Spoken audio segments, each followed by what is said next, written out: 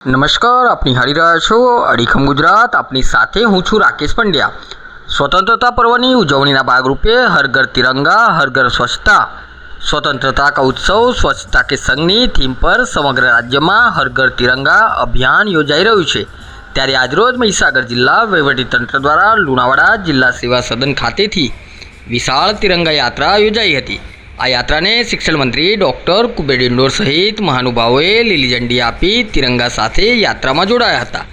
જિલ્લા સેવા સદનથી તિરંગા યાત્રાનો શુભારંભ થયા પછી લુણેશ્વર 4 રસ્તા, દરકોલી દરવાજા, ફુવારા ચોક, માંડવી બજાર થઈને આઝાદ મેદાન ખાતે પૂર્ણ કરવામાં આવી હતી.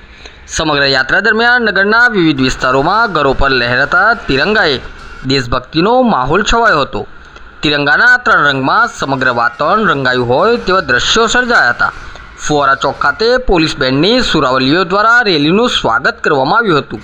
હર ઘર તિરંગા હર ઘર સ્વચ્છતા અભિયાન અંતર્ગત ઘરે ઘરે તિરંગો સન્માનભેર લહેરાવા તેમજ પોતાના વિસ્તારમાં તેમજ ઘરની આસપાસ સ્વચ્છતા જાળવવા તંત્રને સહકાર આપવા નગરજનોને અનુરોધ કરવામાં આવ્યો હતો.